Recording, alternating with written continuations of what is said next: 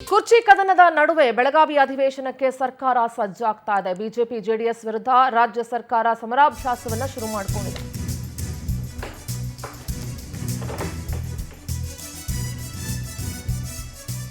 ಸಂಜೆ 4 ಗಂಟೆಗೆ ಸಚಿವರ ಜೊತೆ ಸಿಎಂ ಸಿದ್ದರಾಮಯ್ಯ ಸಭೆ ಕರೆದಿದ್ದಾರೆ. ವಿಧಾನಸೌಧದಲ್ಲಿ ಸಚಿವರ ಜೊತೆ ಸಿದ್ದರಾಮಯ್ಯ ಮೀಟಿಂಗ್ ನಡೆಸ್ತಾರೆ. ಕುರ್ಚಿ ಕದನದ ನಡುವೆ ಬೆಳಗಾವಿ ಅಧಿವೇಶನ ಇದೆ, ಹಾಗಾಗಿ ಸರ್ಕಾರ ಸಜ್ಜಾಗ್ತಾ ಇದೆ. ಬಿಜೆಪಿ ಜೆಡಿಎಸ್ ವಿರುದ್ಧ ರಾಜ್ಯ ಸರ್ಕಾರ ಸಮರಾಭ್ಯಾಸಕ್ಕೆ ಮುಂದಾಗಿದೆ. ಸಂಜೆ 4 ಗಂಟೆಗೆ ಸಚಿವರ ಜೊತೆ ಸಿಎಂ ಸಿದ್ದರಾಮಯ್ಯ ಸಭೆ ನಡೆಸಲಿದ್ದಾರೆ. ವಿಧಾನಸೌಧದಲ್ಲಿ ಸಚಿವರ ಜೊತೆ ಸಿದ್ದರಾಮಯ್ಯ ಮೀಟಿಂಗ್ ಮಾಡಲಿದ್ದಾರೆ. ಬೆಳಗಾವಿ ಅಧಿವೇಶನದಲ್ಲಿ ಸರ್ಕಾರ ವರ್ಸಸ್ ವಿಪಕ್ಷ ಗದ್ದಲ ಗ್ಯಾರಂಟಿ.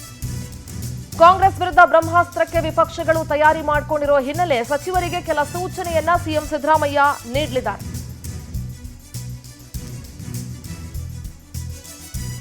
ಕುರ್ಚಿ ಕದನದ ನಡುವೆ ಬೆಳಗಾವಿ ಅಧಿವೇಶನಕ್ಕೆ ಸರ್ಕಾರ ಸಜ್ಜಾಗಿದೆ. ಬಿಜೆಪಿ ಜೆಡಿಎಸ್ ವಿರುದ್ಧ ರಾಜ್ಯ ಸರ್ಕಾರ ಸಮರಾಭ್ಯಾಸಕ್ಕೆ ಮುಂದಾಗಿದೆ. ಸಂಜೆ 4 ಗಂಟೆಗೆ ಸಚಿವರ ಜೊತೆ ಸಿಎಂ ಸಿದ್ದರಾಮಯ್ಯ ಸಭೆಯನ್ನ ನಡೆಸಲಿದ್ದಾರೆ. ಯಾವ ರೀತಿ ವಿಪಕ್ಷಗಳ ಅಸ್ತ್ರಕ್ಕೆ ಉತ್ತರವನ್ನ ಕೊಡಬೇಕು ಅನ್ನುವ ನಿಟ್ಟಿನಲ್ಲಿ ಚರ್ಚೆ ನಡೆಯುತ್ತೆ. ಸಚಿವರಿಗೆ ಕೆಲ ಸೂಚನೆಯನ್ನ ನೀಡಲಿದ್ದಾರೆ ಸಿಎಂ ಸಿದ್ದರಾಮಯ್ಯ. ಸರ್ಕಾರವನ್ನ ಹೇಗೆ ಸಮರ್ಥಿಸಿಕೊಳ್ಬೇಕು ಅನ್ನುವಂಥ ನಿಟ್ಟಿನಲ್ಲಿ ಸಭೆ ಸೇರಲಿದ್ದಾರೆ. ಪೊಲಿಟಿಕಲ್ ಕರೆಸ್ಪಾಂಡೆಂಟ್ ಆನಂದ್ ನೇರ ಸಂಪರ್ಕದಲ್ಲಿ ಜಾಯ್ನ್ ಆಗ್ತಿದ್ದಾರೆ. ಆನಂದ್, 8ನೇ ತಾರೀಕಿಂದ ಬೆಳಗಾವಿಯಲ್ಲಿ ಚಳಿಗಾಲದ ಅಧಿವೇಶನ ಆರಂಭ ಆಗುತ್ತೆ. ಒಂದ್ ಕಡೆ ಕುರ್ಚಿ ಕದನ, ಒಂದ್ ಕಡೆ ಬಣ ಬಡಿದಾಟ, ಇದೆಲ್ಲದರ ನಡುವೆ ಅಧಿವೇಶನಕ್ಕೆ ಸರ್ಕಾರ ಸಜ್ಜಾಗಿದೆ.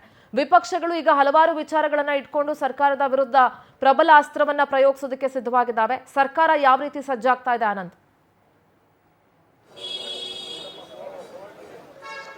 ಸಿಂಧರ, ಪ್ರಮುಖವಾಗಿ ರಾಜ್ಯ ಕಾಂಗ್ರೆಸ್ ನಲ್ಲಿ ಬಣ ಬಡಿದಾಟ ಒಂದು ಕಡೆ ಇದ್ರೆ, ವಿಪಕ್ಷಗಳನ್ನು ಎದುರಿಸತಕ್ಕಂತ ಒಂದು ಸವಾಲನ್ನು ಕೂಡ ಈಗ ಸಿಎಂ ಸಿದ್ದರಾಮಯ್ಯನವರ ಮುಂದೆ ಇಡ್ತಕ್ಕಂಥದ್ದು. ಡಿಸೆಂಬರ್ 8ನೇ ತಾರೀಕಿಂದ ಬೆಳಗಾವಿಯಲ್ಲಿ ಅಧಿವೇಶನ ಶುರುವಾಗುತ್ತೆ. ಈ ಸಂದರ್ಭದಲ್ಲಿ ಸರ್ಕಾರವನ್ನು ಇಕ್ಕಟ್ಟಿಗೆ ಸಿಲುಕಿಸತಕ್ಕಂಥ ಒಂದು ಪ್ರಯತ್ನಕ್ಕೆ ಎಲ್ಲಾ ರೀತಿಯ ಒಂದು ಕಾರ್ಯತಂತ್ರಗಳನ್ನ ವಿಪಕ್ಷಗಳು ಮಾಡ್ಕೊಂಡಿರ್ತಕ್ಕಂಥದ್ದು. ಕುಮಾರಸ್ವಾಮಿ, ಆರ್ ಅಶೋಕ್, ವಿಜಯೇಂದ್ರ ಇವರೆಲ್ಲರೂ ಕೂಡ ಸಭೆ ಸೇರಿ ಒಗ್ಗಟ್ಟಿನ ಮಂತ್ರವನ್ನ ಜಪಿಸಿದ್ದಾರೆ.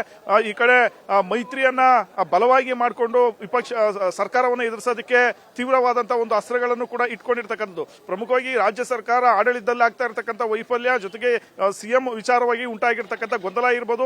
ಇತ್ತೀಚೆಗೆ ಅಷ್ಟೇ ಗುತ್ತಿಗೆದಾರರು 63% ಆರೋಪವನ್ನ, ಕಮಿಷನ್ ಆರೋಪವನ್ನ ಮಾಡಿದ್ರು. ಈ ಎಲ್ಲ ಒಂದು ಪ್ರಮುಖ ವಿಚಾರಗಳನ್ನ ಇಟ್ಕೊಂಡು ಸದನದಲ್ಲಿ ಹೋರಾಟ ಮಾಡೋದಕ್ಕೆ ತೀರ್ಮಾನವನ್ನ ಮಾಡ್ಕೊಂಡಿದ್ದಾರೆ. ಇದೇ ಅಲ್ಲದೆ ಅನುದಾನ ತಾರತಮ್ಯ ವಿಚಾರವನ್ನು ಕೂಡ ಬಿಜೆಪಿ ನಾಯಕರು ಗಂಭೀರವಾಗಿ ತೆಗೆದುಕೊಂಡಿರ್ತಕ್ಕಂಥದ್ದು. ಈ ಕಡೆ ಕಾಂಗ್ರೆಸ್ ಶಾಸಕರಿಗೆ 50 ಕೋಟಿಯನ್ನ ಕೊಟ್ಟಿದ್ರೆ, ಬಿಜೆಪಿ ಅವರಿಗೆ 25 ಕೋಟಿಯನ್ನ ಕೊಟ್ಟಿದ್ದಾರೆ. ಅದು ಹಲವಾರು ಶಾಸಕರಿಗೆ ತಲುಪೇ ಇಲ್ಲ. ಈ ಎಲ್ಲ ಒಂದು ವಿಚಾರಗಳನ್ನ ಇಟ್ಕೊಂಡು ಸದನದಲ್ಲಿ ಹೋರಾಡೋದಕ್ಕೆ ತೀರ್ಮಾನವನ್ನ ಮಾಡ್ಕೊಂಡಿರ್ತಕ್ಕಂಥದ್ದು.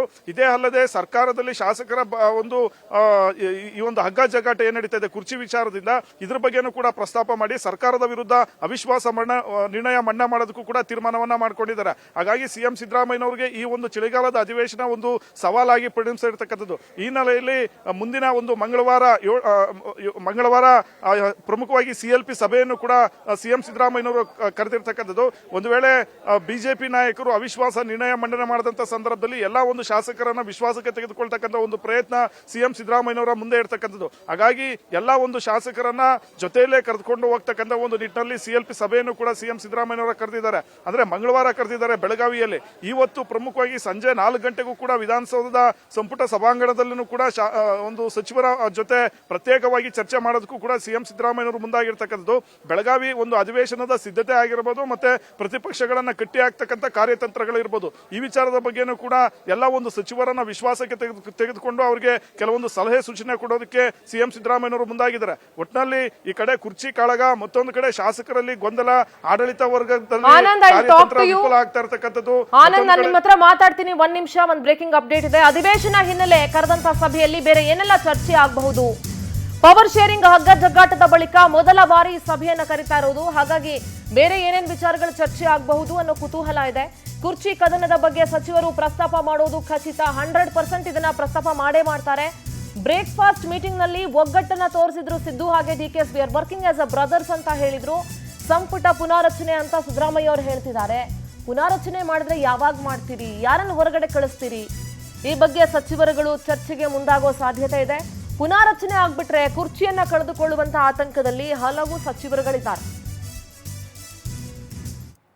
ಎಸ್, ನಮ್ಮ ಪ್ರತಿನಿಧಿ ಆನಂದ್ ಇದ್ದಾರೆ. ಅವ್ರ ಹತ್ರ ಮತ್ತಷ್ಟು ವಿಚಾರಗಳನ್ನ ಚರ್ಚೆ ಮಾಡ್ತೀನಿ. ಆನಂದ್, ಅಧಿವೇಶನ ಇರೋದ್ರಿಂದ ಸಿಎಲ್ಪಿ ಮೀಟಿಂಗ್ ಅನ್ನ ಮಂಗಳವಾರ ಕರೆದಿದ್ದಾರೆ.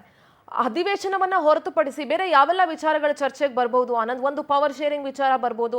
ಸಿದ್ದರಾಮಯ್ಯನವ್ರು ನೋಡಿದ್ರೆ ಬೆಳಗಾವಿ ಅಧಿವೇಶನ ಆದ್ಮೇಲೆ ಸಂಪುಟ ಪುನಾರಚನೆ ಆಗುತ್ತೆ ಅಂತ ಹೇಳ್ತಿದ್ದಾರೆ. ಹಂಗೇನಾದ್ರೂ ಆಯ್ತು ಅಂತಂದ್ರೆ ಯಾರನ್ನ ಕೈ ಬಿಡ್ಬೋದು, ಯಾರನ್ನ ಮತ್ತೆ ಒಳಗ್ ತೆಗೆದುಕೊಳ್ಬಹುದು? ಸೊ ಈ ವಿಚಾರಗಳ ಬಗ್ಗೆನೂ ಚರ್ಚೆಗೆ ಬರುತ್ತಾ ಅಂತ CLP ಮೀಟಿಂಗ್ ಅಲ್ಲಿ? ಖಂಡಿತವಾಗ್ಲೂ ಸಿಂಧೂರ, ಈಗಾಗಲೇ KC ವೇಣುಗೋಪಾಲ್ ಜೊತೆ ಕೂಡ ನಿನ್ನೆ CM ಸಿದ್ದರಾಮಯ್ಯನವರು ಪ್ರತ್ಯೇಕವಾಗಿ ಸಭೆಯನ್ನ ಮಾಡಿದ್ದಾರೆ. ಲಂಚ್ ಮೀಟಿಂಗ್ ನೆಪದಲ್ಲಿ ಸುಮಾರು 2 ಗಂಟೆಗಳ ಕಾಲ KC ವೇಣುಗೋಪಾಲ್ ಜೊತೆ ಪ್ರತ್ಯೇಕವಾಗಿ ಮಾತುಕತೆಯನ್ನು ನಡೆಸಿರ್ತಕ್ಕಂಥದ್ದು.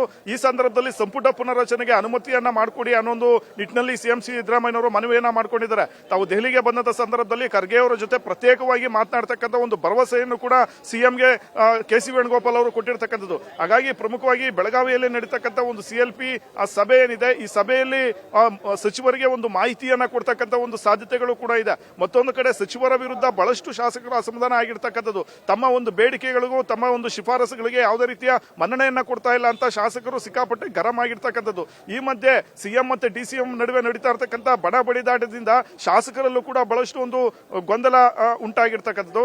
ಜೊತೆಗೆ ಶಾಸಕರಲ್ಲೂ ಕೂಡ ಬಣಗಳು ಹೆಚ್ಚಾಗಿರ್ತಕ್ಕಂಥದ್ದು. ಹಾಗಾಗಿ CM ಸಿದ್ದರಾಮಯ್ಯನವರಿಗೆ ಇದೊಂದು ರೀತಿಯ ಒಂದು ಸವಾಲು ಕೂಡ ಆಗಿರ್ತಕ್ಕಂಥದ್ದು. ಹೀಗಾಗಿ ಕ್ಯಾಬಿನೆಟ್ ರೀಶಫಲ್ ವಿಚಾರವಾಗಿಯೂ ಕೂಡ ಶಾಸಕರು ಅಲ್ಲಿ ಧ್ವನಿ ಎತ್ತಕ್ಕಂಥ ಸಾಧ್ಯತೆ ಇದೆ.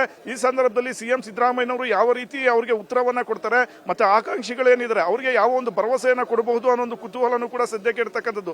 ಸದ್ಯ ಈಗ ಡಿಸೆಂಬರ್ 14ನೇ ತಾರೀಕಂದು CM DCM ಇಬ್ಬರು ಕೂಡ ದೆಹಲಿಗೆ ಹೋಗಲಿದ್ದಾರೆ. ಅಲ್ಲಿ ವೋಟ್ ಚೋರಿ ವಿರುದ್ಧ ಬೃಹತ್ ಒಂದು ಪ್ರತಿಭಟನೆಯನ್ನ AICC ನಾಯಕರು ಹಮ್ಮಿಕೊಂಡಿರ್ತಕ್ಕಂಥದ್ದು.